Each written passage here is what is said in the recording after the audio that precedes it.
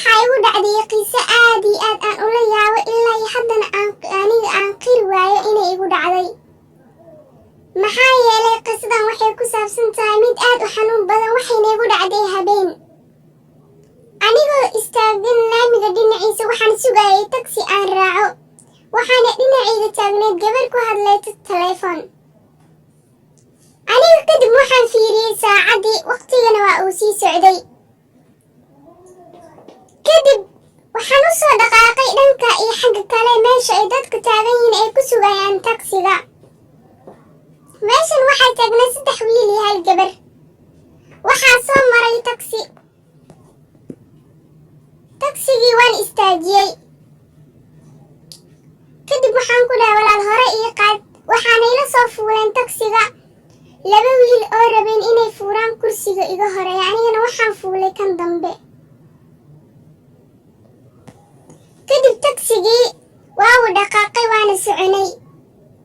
sidaan u soconay ayaa wiil tagsiga aabiis dhinaciisa la fadhiyay ayaa wuxuu dhahay hoob biyahan caba. kadib waan isku dhidhiibnay. aniga ugu dambeeyay, haafka ugu dambeeyay ayaa laysoo dhiibay. kadibna waan qabsaday oo waa cabe. isla markiiba wax kale ayaan dareemay. haddana madaxayga aad ayuu ii wareeray, indhahana waan isku qaqabanayay, waana suuxay.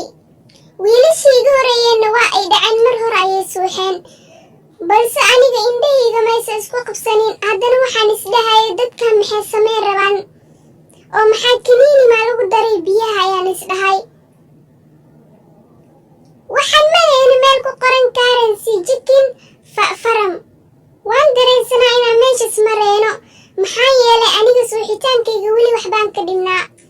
waxaa nala soo geliyey qol aad iyo balse waxaan rabay inaan kiciyo, haddana dad suuxsan ayay u ekaayeen, wayna dhaqaaqi waayeen. wiilka kale ayaan rabay inaan qaado, laakiin waa qaadi waayo aad ayuu u culusaa. kadibna waan iska dhigay. waan soo baxay, waxaan imaaday albaabkii. waxaan fiiriyey albaabka ayaa ishi saaray. waxaan arkay 3 nin oo nawaardiyeynaya taagan guri xagga ku yaala. anigu waa baqay isla markiiba. geesaha ayaan fiiriyey, waayo meel aan ka baxa ayaan rabay. waxaan arkay qolka geeskiisa meel daaqad ah oo furan, haddana ku xiran maro yariisa. meeshii juqjuq ay ahayd, waana ka soo cararay. aniga waan soo baxay. 2 wiilna meeshii ayaan ugu soo tagay, maxaa yeelay aniga nafsadayda ayaan u baqay. anigoo dhacdhacaya oo gurigaygii xaafadiisa aan soo gaaray ayaa waxay aragtay xaaskayga.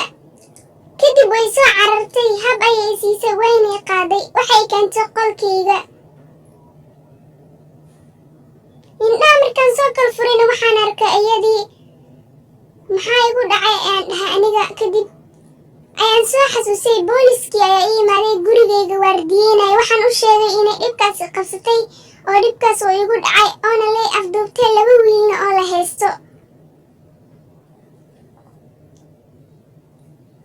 kadib tv-ga ayaan waxaan ka maqlay arrin naxdin ah. gaariga aan raacay inay ahaayeen dad tuugaha oo dadka inay dhacaan ama dadka wax inay ka qaataan ay dilaan jecel ayay ahaayeen.